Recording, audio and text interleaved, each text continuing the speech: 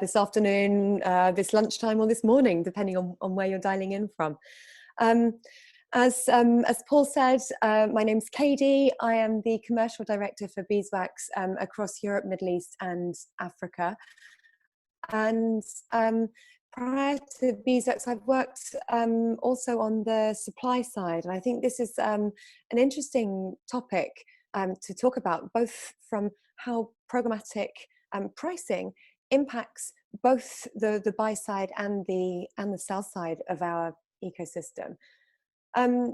So if we sort of talk historically, from programmatic sort of origins in the mid-2000s, it was always priced on a percentage of media model. I think that was just the simplest way as programmatic was getting started, for people to understand how much they were spending and how much their fees would be, whether they were a publisher wanting to monetize their supply or a buyer wanting to access supply. And that pricing model sort of first came under the spotlight about 10 years on. So when we got to about 2014, this report was issued by the World Federation of Advertisers, and they really focused much more at this point on who was taking what percentage, rather than necessarily was the percentage of media the right model. Moving into 2018, WARC came up with a follow-up which not only talked about the tech tax, this percentage that's going to the various partners in the ecosystem, but they added to that to go into more detail around various potential levels of fraud, also impacting the amount that brands were spending that was actually going to be invested in working media. And so that percentage model was sort of consistent across everyone in the ecosystem. But no one really stopped to think, well, what does it mean?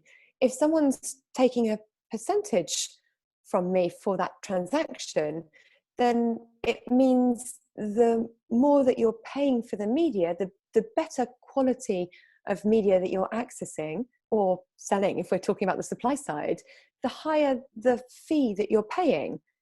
Whereas in actual fact, for any DSP or any programmatic platform, it's actually the same cost to serve the same ad in any environment. It doesn't matter whether you're paying €1 or 50 euros or $1, $50 for that media.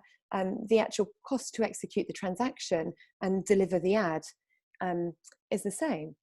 And so really there's a big sort of conflict of interest, we think, that's sort of arisen from this setup. We've really been sort of thinking about it wrong and focusing on the wrong element. So not focusing on, focusing always on this percentage and how you can negotiate the percentage up or down, or how you can get more transparency around the percentage. It's actually quite misleading, because the conflict of interest comes from the fact that you're paying a percentage full stop. So effectively, just going into a bit more detail on that conflict of interest, well, really it comes down to the fact that the way it's set up, you pay more based on when you spend more money, not based on when you get better results. And so I was thinking a bit more about this and trying to figure out,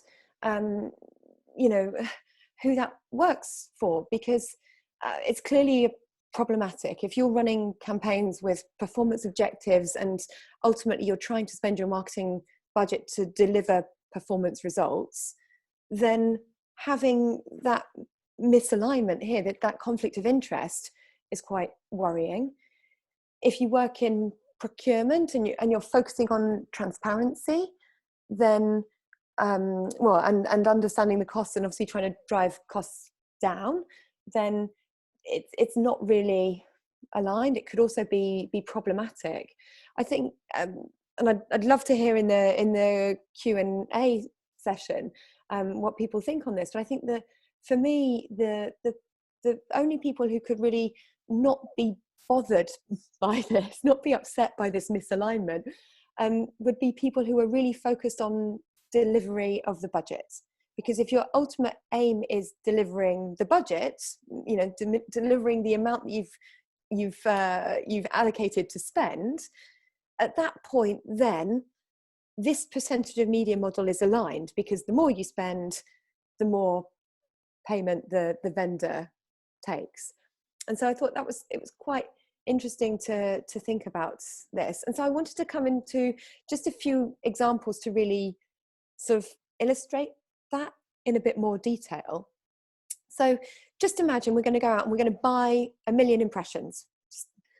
I thought this is an afternoon call for me. I'm trying to make it easy, sticking with nice round numbers. You're going to buy 1 million impressions at $1 CPM. You're therefore going to spend $1,000, right? If that's what you're spending, the amount here that you're paying, $250, it's a bit of money, but maybe it's not so bad. It's allowed you to execute the campaign against the deliverables that you've wanted to. You've been able to apply targeting and all of the other benefits that programmatic one-to-one enables. And so, you know, maybe you're okay with that. Where it then gets really interesting, though, is if you start to think, well, I think when you go back to 2015, Marissa Mayer, who at the time was the CEO of Yahoo, she said the opposite of, I always get this the wrong way around as well, so forgive me, hang on. The opposite of programmatic is manual, not premium. So this percentage of media model works fine when you're thinking of programmatic as being not premium. But when you're thinking of running everything that you want to execute programmatically, you're thinking about it as just being the automation of those pipes, then actually you are starting to run much more expensive media through those pipes. You might be starting to buy video inventory, or perhaps really quality publishers, and maybe you'll say paying $30 CPM for that media.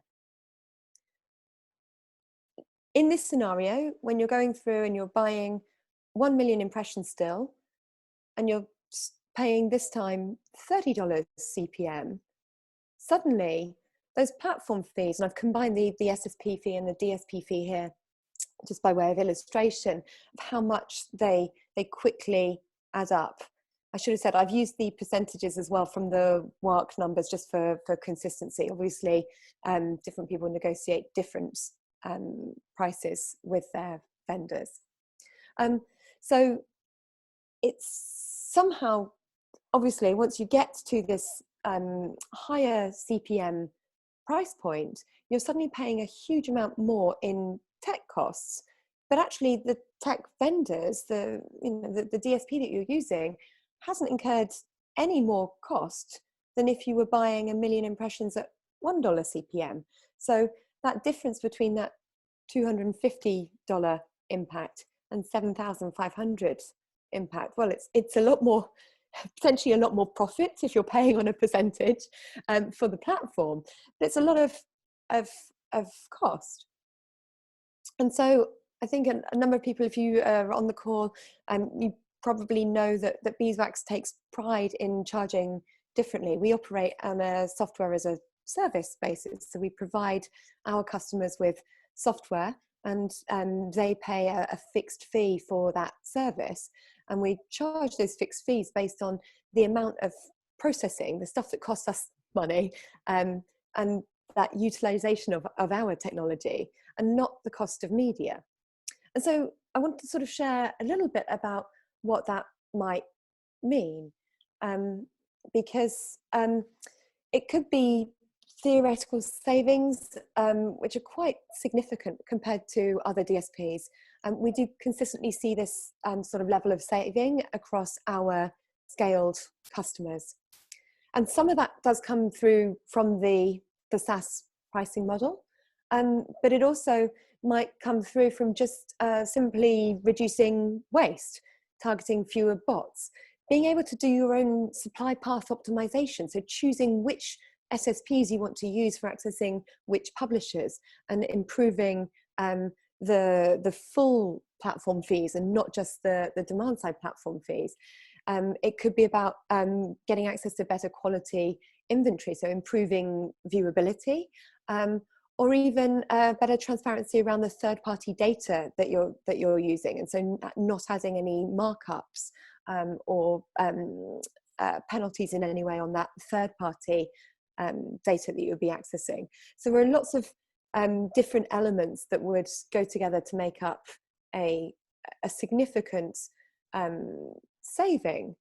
And I think it's interesting in the sort of current macro financial times to think about what those savings might mean. I'm sorry, you're going to have beeping in the background now. My dishwasher's just finished and I didn't think about that beforehand. Please forgive the beeps. With a working media budget increasing, so if you're decreasing the amount that you're spending on platform fees by half, you can suddenly then start to think about what you might do with those savings. And I really think you have a few options here. I mean, firstly, you can keep your budgets the same, you can keep the spend levels the same, and you can either buy more inventory and serve more ads, or you can buy better quality inventory and really invest in improving the quality of the inventory that you're using to deliver your messages. And that has a positive impact through the supply chain to publishers as well. Second option that we see some people really wanting to do, particularly in economic downturns, is actually delivering real hard cost savings. So if you could reduce your spend by 15% to get exactly the same volume of media as before, you could then deliver those real cash savings back to your company or whoever is paying for that. And then as a third option, there's obviously some kind of combination of parts 1 or 2, where you could perhaps get some level of cash savings as well as investing in better quality media. And then I think that, oh, I have a loading screen here. I have a picture of a publisher website because I was really wanting to illustrate. I'm really sorry. I'm really hoping that my husband is going to go and answer our front door before whatever delivery it is comes. Sorry for the interruptions here. And this slide has clearly died as well. So a bit of a technology fail all around. But a slide from the publisher perspective to show that obviously most SSP partners are also working on a percentage of media basis as well. Although we are increasingly seeing SSPs potentially open to adopting fixed fee deals or CPM deals with publishers where they really want to work with them. And again, that can have really big cost saving advantages for advertisers. And so with all of those interruptions, Paul, I'm so embarrassed. We've done so many of these sessions that I don't know that we've had quite as many Actually, that was all me. doorbells. I sent someone to ring during the bell to make it interesting. With ad tech, sometimes things can get a little dull, but nothing no, ever goes to plan. So I'm really happy to take any questions that we might have from the audience. Do we have any live questions? We do. Is anyone else going to join the call and have their doorbell go in the background? Yes. Okay. So we do have a guinea pig willing to ask a question. Tom Triscari, who we know well. I will hold on a second. Let me promote you to panelist and see if this works. Hi, Tom. Let me unmute you. And you are live with Cadi Jones. Go ahead with your question. How are you, Tom? Do we have you here, Tom? Send me a message if something's not going through. In the meantime, why don't we go to a question that was written in? We'll keep Tom up there if you work out your microphone Hello. situation. Oh, Oh, Hey guys. Tom, here Hey, you how are. are you? All right, Yeah, go I ahead. did.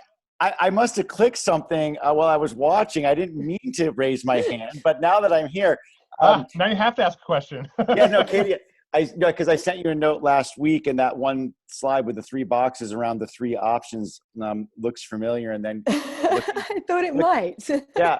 So looking back at all of the engagements we've done, going back to 215, 216, and looking at your earlier slides, I mean, we've really never found a final working media when you consider all the ad stack costs, which the DSP is a big percentage of it. You add in ad serving, verification, third-party data, audience data, et cetera, pay-to-play charges. And then at the end of it, once you have these leftover funds that goes to participate in auctions, then you have this severe fall off with quality costs. And we become much more concerned about that. And because if that can be fixed, that brings into negotiation what kind of DSP one might use to fix those downstream charges, which are very heavy when it comes to particularly viewability, obviously ad fraud, and to some extent brand safety. But we often see that we get like 20 cents on the dollar, often a nickel on the dollar. And then of course there's politics that get involved because no one likes to see those numbers. My question is, with all of that, what is the main thing that is going to change the advertiser, the marketer belief system around how this stuff gets done so that they can see the value in other alternatives like beeswax and a host of things that go around beeswax to turn these outcomes into much better advertising outcomes versus spending outcomes, right? It just seems like everybody's spending all this money, but I'm not seeing the advertising outcomes. And I think they could get there with someone like beeswax. What, in your opinion, being out in the field and talking with advertisers will get them over that belief system? It's a really, really good question, and I think you're right. I think you can probably speak to this as well, Tom. But a little bit, I think it depends on who is driving this within the brand's business. I think quite often when it's a procurement team, those cost savings are potentially more interesting than looking at actually the quality media metrics. But I don't think that's the same across the board. I think it varies a lot. There are brands who very much understand that the quality of their media that they're buying has a direct repercussion on the performance outcomes of their marketing spending, and that is the whole reason for their spending, to drive those better outcomes. Can I turn the question back to you? Have you seen something that has really just made it click? Yeah, I mean, honest, provocative conversation to the right marketer, right? And showing them in their own numbers, in the right way, how scary this cost waterfall really is. I think there has to be, look, it's kind of like, Sadella, the CEO of Microsoft, saying, look, what is the customer's unarticulated need and how much empathy do we have towards that need? Because when you've been spending and stacking up, let's look at P&G, for example, right? The numbers are fairly public. If you add up all of their programmatic spend going back to 2008 when it was practically zero, and you aggregate it was not. That was really good business for us at Yahoo back in the day. It was incredibly good for us with Right Media and exactly. then of course others. And it was, then I went on to Criteo, and it was good for Criteo and all these players. And look at Trade Desk valuation today. Well, it's gone down a little bit, but that being aside, the point is that if you cum it all up, we're talking about, around, $8-10 billion. If you cum it up from where it was, say, before the pandemic, it might have gone down since at $1 billion, maybe. And that's not a client of mine. I'm just using public information. That's a lot of money. So how do you get out of that prisoner's dilemma as a marketer, right? When you've been into this ecosystem with the types of technologies that are involved, on the one chart that you showed where it is the more you spend, the more you pay, it doesn't seem to make sense, particularly considering the outcomes, the advertising outcomes that they're getting which frankly aren't there. So for example, if you point to, if they're running a media mix model and programmatic is actually a discrete variable in their model, which often it is bundled in with all of digital, so you can't tell how well programmatic is performing, you might find that the statistics around that independent variable in the regression model are terrible, right? It's not popping. Why? Because the ads aren't being seen by anybody. And so I think that there's a whole workaround that needs to take place, and maybe it's oddly out of this economic recovery, I think that there could be tendencies to get more efficient, to look more with a finer eye on these types of things, and the tools that it would take to actually turn this type of advertising into a positive tool, as Rashad Tabaka-Wallach calls it, more acts, less ads, more acts, more utility, less self-aggrandizing messages, and oversaturated target audiences. And I think Beeswax is the right type of tool for that. And so hopefully the market catches on. Yeah, I hope so as well. I feel like we are at a bit of a turning point now. I think people are, programmatic's at an age where people now do understand the nuts and bolts of it. And I think there's to your point with the right marketers, there's an openness about discussing different ways of working that there might not have been, say, 5 years ago. Yes. I see there's probably some other folks if that have some questions. I don't want to, we can take this offline or into a totally different discussion, but there's lots to be talked about around this subject that leads to these very interesting areas, particularly around these pricing models that you're discussing and how advantageous it can be. So thank you. Thanks for your question, Tom. Thank you. All right, before we go to the next question, I do want to just a little bit of housekeeping. I sent out to all people attending. We do have another event happening next Tuesday.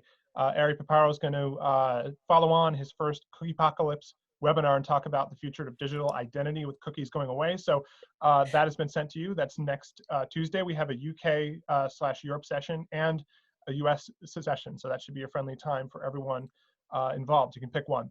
So the question is, hearing these. Paul, wait. Every time you say Cookie Apocalypse, you have to do the Cookie Apocalypse face. Okay. Well, we don't want people to freak out because there's a light at the end of the tunnel, and there'll be some concrete solutions that Ari will walk through that'll help you understand how you can still do frequency capping, targeting, attribution, all the great stuff you know how to do with cookies. Some of those things, a lot of those things, we'll be able to do post Cookie Apocalypse. So the question, hearing these concepts is refreshing. How easy will be you to educate the market when the market is generally hanging on the status quo so hard to be persuaded to embrace disruption? Politically incorrect question, so it's fine if you can't answer publicly. I think we can. I think we can answer publicly to a certain extent. I think there are some brands we find who are really open to this, and to your point, do find it really refreshing to talk about different ways of operating and really challenge the status quo. I think there are other people who are so used to having spent the last 10 years going negotiating really hard, and I want this bit to go down every year, and they're just focusing permanently on a percentage. And I think there are always people who are closed to change and who don't want to hear the truth about how it works. But what I really do think most people understand, that going out and buying an ad on any old site at $1 CPM and going out and buying exactly that same format, you're going to go and buy an MPU and you're going to go and buy the exact same space, but you're going to go and buy it on The Economist or the Financial Times, and you're prepared to pay them 50 times that from a CPM perspective. I feel like normally when you frame it like that to a brand, and you can say, well, your partner, your DSP, is going to charge you, if we stick with 15%, they're going to charge you 15 cents, or they're going to charge you goodness me, how can I not do 15%? Or they're going to charge you $7.50. Sorry, that took some math. For that exact same transaction, even though it costs us the same amount.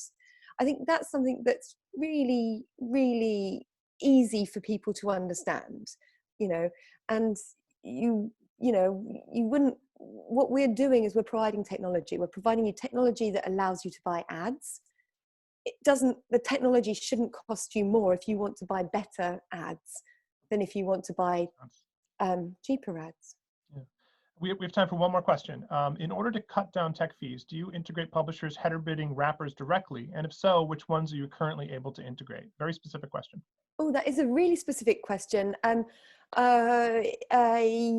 We can do, and I will follow up separately on that, because I think I need to know a little bit more context just so we can pass over information about the right regions and that's relevant for whoever the asker is. But yeah, we're increasingly seeing publishers and publisher alliances come up with their own server-side header solution tags, and we are integrated with a number of those, which does, exactly to that point, really help with that supply path optimization and making those your bids much more competitive if you're wiping out some of those intermediary fees. Wonderful. Well, thank you, Cadi. And for those who asked a question and we ran out of time to answer it, we'll take that offline, and you should expect to see an email from Cadi or someone else from our team directly answering your question. So I want to thank our host, Cadi Jones. I want to thank everyone who's attended and those who asked questions, especially you, Tom. Thank you for being brave enough to go on Voice and do that. It makes for a much more engaging conversation. And I do want to thank everyone and hope everyone is staying safe. Hope you guys are social distancing, and that we can, as an ad tech industry, we can get through this and, be smarter for it. So thank you, everyone. And I look forward to seeing you all again next Tuesday with Ari Paparo's session on the cookie apocalypse. So stay safe, everyone, and thank you. Thanks, Paul. Thanks, everyone.